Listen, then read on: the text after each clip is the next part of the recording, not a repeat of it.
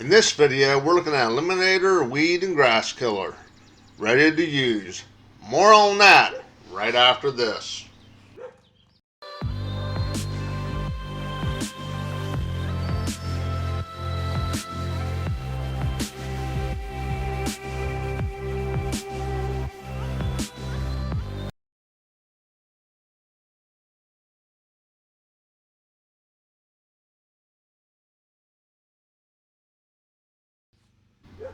Okay, welcome back. The first thing you're going to have to do is peel off this little label here so you can connect the sprayer. Now, I already connected the sprayer on the one bottle.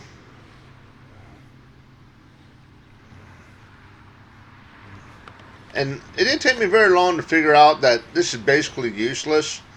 You pump it and it stops, then you gotta wait. You pump it and it stops and you gotta wait.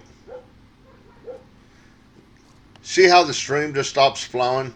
So I have the whole driveway to do, so I knew it was going to take forever. So I just went ahead and went out and bought a sprayer. So I'm going to put that in the sprayer and spray it on the driveway and see how it actually works. Now right here's a quick look at the before. Now this is right before I sprayed it. You can see how bad the weeds are in the driveway. Now you can see actually how heavy I put it on. Okay, it's been about 48 hours and we didn't have no rain, and just walking around looking at it, I gotta say I'm not really all that impressed. I did a solution of vinegar and salt before and used that on weeds, and I got basically the same results and less concerned about harming the environment. So I'm looking at this, $8 a gallon. I'm really not impressed by it.